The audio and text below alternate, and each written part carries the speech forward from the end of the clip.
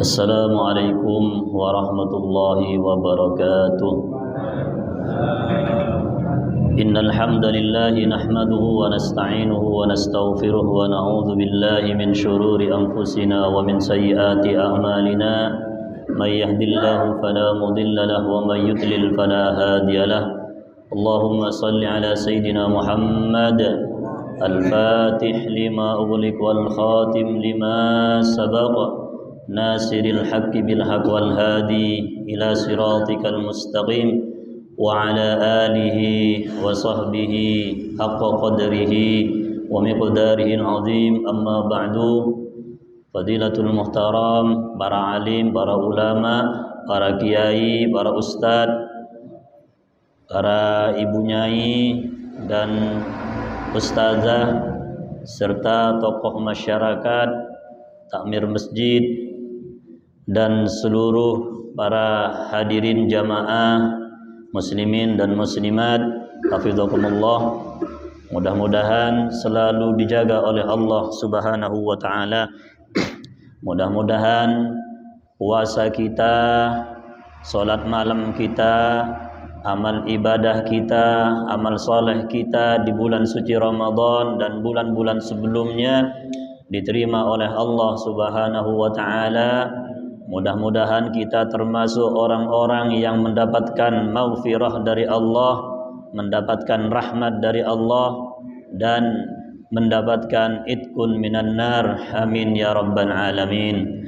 Para jamaah yang berbahagia, hafizakumullah, ketika kita masuk pada bulan suci Ramadan, maka kita sebagai kaum muslimin dan muslimat yang baligh dan berakal wajib melaksanakan ibadah puasa di bulan suci Ramadan, yakni berpuasa yang artinya al-imsak. Imsak yakni menahan diri. Secara bahasa menahan diri, secara istilah, secara syariat menahan diri dari haus dan lapar, serta menahan diri dari berkumpul dengan pasangannya masing-masing, mulai dari terbitnya fajar shadiq atau mulai dari sejak adzan subuh hingga terbenamnya matahari. Ini wajib bagi orang yang baligh dan berakal sehat. Ketika sudah menjadi orang yang baligh dan berakal sehat, maka tidak boleh atau dilarang, bahkan atau haram meninggalkan berpuasa di bulan suci Ramadan. Namun para hadirin jamaah yang berbahagia, hafizakumullah, ada beberapa kriteria orang-orang yang diperbolehkan tidak berpuasa. Jadi ada orang yang boleh tidak berpuasa. Kalau boleh artinya dia boleh memilih, mau berpuasa boleh, tidak berpuasa pun juga boleh. Silahkan dipilih, tapi ada kriterianya. Dan ada juga yang ada orang yang haram berpuasa. Ya, nanti akan kami sampaikan satu persatu. Yang pertama, orang yang diperbolehkan tidak berpuasa, yakni orang yang melakukan perjalanan yang jauh, perjalanan musafatul qasri, perjalanan yang mana perjalanan tersebut bisa dikosor sholat kita.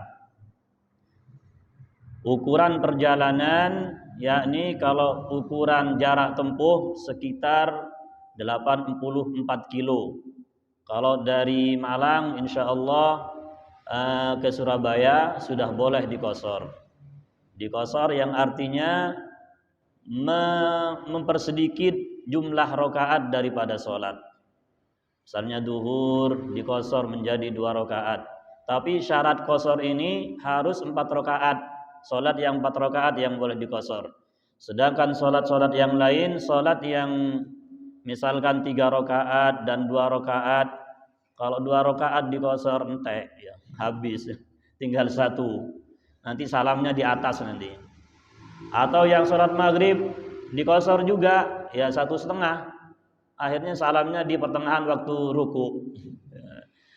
Jadi kembali lagi, orang yang melakukan perjalanan ini tidak disyaratkan perjalanan wajib. Perjalanan mubah pun juga boleh. Maksudnya perjalanan mubah, perjalanan kita memang ingin jalan-jalan ke Surabaya, atau karena manten baru, pengantin anyaran ya, pengantin baru, sehingga dia masih syahwatnya masih belum bisa tertahankan, akhirnya diajak jalan-jalan, dan di situ dia membatalkan puasanya. Jadi boleh, pokok intinya perjalanan tersebut perjalanan yang bisa dikosor, dan perjalanan mubah boleh-boleh saja. Apalagi perjalanan tersebut adalah perjalanan wajib, misalkan karena ingin nyaur hutang, karena sudah jatuh tempo itu bayar hutang sudah wajib kalau sudah jatuh tempo, sedangkan panjenengan mampu untuk membayarnya dan sudah janji. Yang berikutnya, tidak diperbolehkan walaupun melakukan perjalanan ketika perjalanan tersebut adalah perjalanan maksiat, perjalanan yang dilarang oleh Allah. Dalam perjalanan saja sudah diharamkan. Misalkan mau ke Surabaya untuk mengambil hasil curiannya, hasil tipuannya, naudzubillah misalkan, atau ingin bertemu dengan seseorang yang di situ akan melakukan perbuatan yang diharamkan oleh Allah, ini namanya perjalanan maksiat. Perjalanan tersebut merupakan perjalanan yang dilarang oleh Allah, dan ketika berpuasa juga dilarang membatalkannya. Boleh tidak berpuasa. Ketika memilih tidak berpuasa, maka wajib untuk mengqadhanya di bulan berikutnya, di bulan-bulan yang mana diperbolehkan untuk berpuasa. Karena ada hal yang tidak diperbolehkan berpuasa, seperti ayyamut tasyrik, 2 hari raya, dan seterusnya. Jadi para hadirin jamaah yang berbahagia hafizakumullah, menurut para ulama kita bisa boleh memilih berpuasa dan tidak berpuasa ketika kita mampu untuk meneruskan puasanya. Jadi antara afdal dan tidaknya, maka lebih afdalnya menahan. Ya, umpamanya mampu kuat, karena dari Jakarta ke Malang naik pesawat kan nggak terasa laparnya, masih kuat, mampu, maka lebih baik teruskan, lebih afdol. Tetapi ketika berat untuk berpuasa, karena perjalanannya yang begitu banyak dan berliku-liku, apalagi perjalanannya menggunakan mobilnya mobil mogok, macet, rewel mobilnya, megelno misalkan. Padahal di bulan suci Ramadan ya jangan megelno, jangan mudah marah. Kita diatur atau dianjurkan untuk bersabar. Ini yang pertama. Yang pertama adalah orang yang melakukan perjalanan sekitar jarak tempuh 84 kilo. Yang kedua adalah alladzi yasyukku alaihi siyam, orang yang berat untuk melakukan berpuasa. Ya, berat dalam melakukan berpuasa, misalkan seperti orang yang sakit, ya, orang sakit yang mana sakitnya masih bisa diharapkan kesembuhannya, atau orang hamil. Jadi orang yang boleh tidak berpuasa ketika dia musyaqqat atau berat untuk melakukannya dan mengakibatkan kerusakan pada tubuhnya, bahaya pada tubuhnya, maka boleh tidak berpuasa. Seperti sakit atau orang dalam keadaan hamil. Sakit di sini adalah sakit dalam kriteria ketika sakitnya menyebabkan dia tambah parah dan bisa menyebabkan kematian atau lain sebagainya. Intinya menurut dokter kamu nggak boleh puasa. Dokter kan sudah tahu ini karena membahayakan kalau berpuasa misalkan. Maka seharusnya atau lebih baik tidak berpuasa. Karena kalau dipaksa-paksa bisa jadi mengakibatkan bahaya pada tubuhnya. Ini orang boleh tidak berpuasa. Kalau misalkan hanya sakit kepala, sakit gigi, kira-kira kalau sakit gigi ini bisa ditahan apa enggak? Bisa ditahan, karena kalau sakit gigi tambah makan tambah ya rewel biasanya. Cuma untuk minum obatnya ini, tapi ada ulama yang mengatakan kalau misalkan sakit gigi diperbolehkan. Sakit giginya yang parah sampai munting-munting orangnya, meluntir-meluntir karena sakitnya parah misalkan, maka diperbolehkan. Yang di sini yang dimaksud dengan apa, orang yang boleh tidak berpuasa dalam keadaan sakit dan dalam keadaan hamil. Yang sakit tadi adalah orang yang sakit masih bisa diharapkan kesembuhannya, dan orang ini ketika memilih tidak berpuasa, hamil atau menyusui, tadi busui, ibu menyusui, hamil atau menyusui dan sakit, ini wajib mengqadha puasanya di hari-hari yang lain, di hari-hari yang diperbolehkan untuk berpuasa. Dan yang ketiga adalah al-ajiz anis syam, orang yang tidak mampu dalam berpuasa karena dia sudah berumur tua, sudah sangat sepuh, ya sudah sangat sepuh, dan jalan pun sudah enggak lurus, ya reot-reot, sudah enggak mampu untuk berpuasa. Atau orang yang memang tidak bisa berpuasa karena sakit yang tidak bisa diharapkan kesembuhannya. Kalau yang tadi sakitnya masih bisa diharapkan kesembuhannya, yang ini sakit tidak bisa diharapkan kesembuhannya. Sudah berbaring di atas ranjang, sudah bertahun-tahun sakit, tidak bisa makan yang enak, tiap hari hanya dibantu dengan infus, tiap hari hanya misalkan kalau orang nggak mampu hanya bisa minum saja, makan masih dimasakkan bubur, dan tiap hari memang nggak bisa diharapkan kesembuhannya. Kan sudah tahu kita insya Allah ini orang memang sakit bertahun-tahun, nggak tahu ini sembuhnya kapan. Maka orang yang tadi, orang yang ajiz tadi, seperti orang tua renta, orang yang sangat tua, dan orang yang dalam keadaan sakit tidak bisa diharapkan kesembuhannya, boleh tidak berpuasa. Boleh tidak berpuasa, tetapi dia wajib membayar fidyah. Wajib membayar fidyah, tidak wajib mengqadha puasanya, tetapi wajib membayar fidyah. Kalau dia orang yang mampu, maka dari hartanya. Kalau nggak mampu, maka dari keluarganya yang membayarkannya. Yang membayar fidyah, tidak wajib mengqadha. Mau qadha gimana? Wong di luar Ramadan juga sama.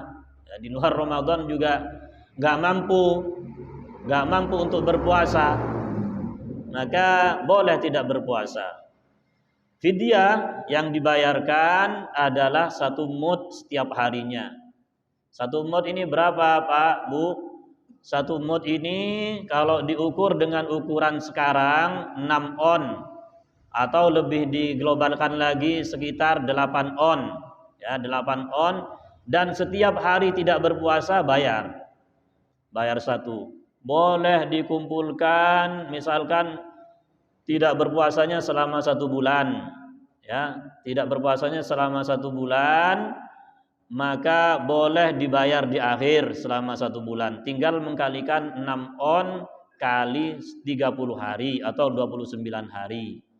Boleh diberikan kepada 1 orang, boleh diberikan kepada orang-orang bermacam-macam, maksudnya dari A, B, C, tapi diberikan kepada orang fakir miskin. Mau dikasihkan si A ini miskin datanya, si B fakir, si C semuanya ini orang-orang nggak mampu misalkan, maka boleh. Jadi boleh diglobalkan, boleh dibayar di akhir, boleh dibayar dengan cara setiap tidak berpuasa langsung bayar. Setiap tidak berpuasa langsung bayar. Nah, boleh. Atau di akhir boleh. Jadi atau mau bayar langsung di awal. Saya mau bayar langsung di awal karena khawatir nanti tidak lupa misalkan. Jadi di awal ini bapak saya perkiraan memang nggak bisa berpuasa, atau keluarga saya yang sakit ini memang benar-benar nggak bisa. Jadi langsung dibelikan beras seukuran 6 on dikali 30 hari. Nah, jadi ini orang tidak wajib mengqadha, tetapi hanya wajib membayar fidyah. Dan yang berikutnya, man aftara limaslahati ghairihi kal hamil wal murdi. Yang berikutnya, yang terakhir, orang yang boleh tidak berpuasa adalah orang yang menanggung orang lain, menanggung kemaslahatan orang lain, kepentingan orang lain, kebutuhan orang lain. Seperti siapa? Orang yang dalam keadaan hamil, ibu-ibu ini.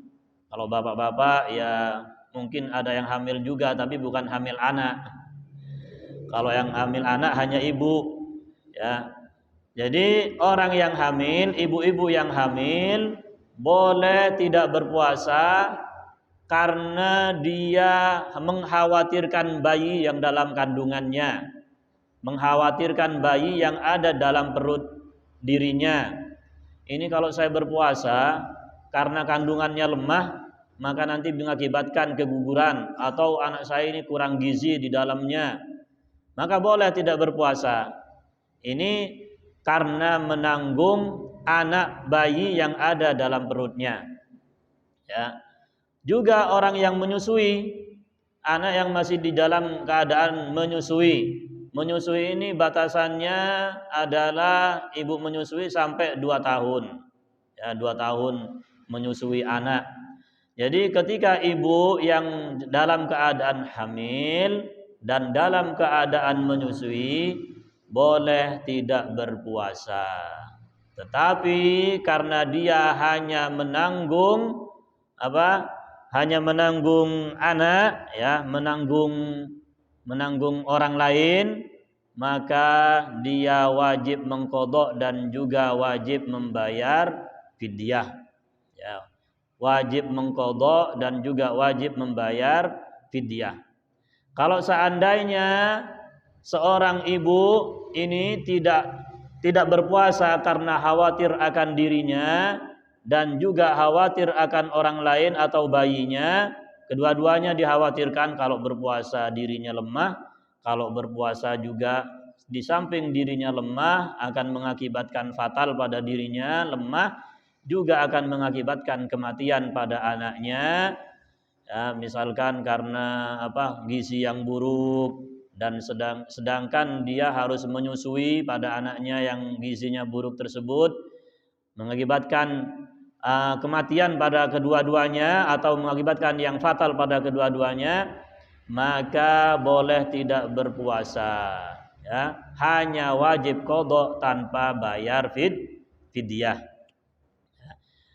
Jadi bapak-bapak, ibu-ibu yang berbahagia hafizakumullah, mungkin itu hal-hal yang bisa, atau rukhsah atau keringanan-keringanan kepada kita kaum muslimin, muslimat, dan seluruh umat Islam. Maksudnya ketika di bulan suci Ramadan boleh tidak berpuasa, ya, boleh tidak berpuasa dengan cara memilih.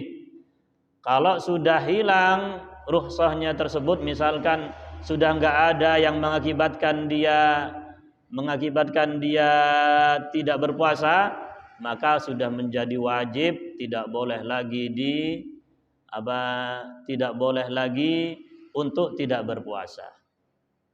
Mungkin itu yang bisa kami sampaikan. Mudah-mudahan menjadi tambahan ilmu, mudah-mudahan bermanfaat, mudah-mudahan puasa kita diterima oleh Allah Subhanahu wa taala. Amin ya rabbal alamin. Wallahu yatawallal jami'a bi ayatihi. Bismillahirrahmanirrahim. Wa sallallahu ala sayidina Muhammad walhamdulillahi rabbil alamin.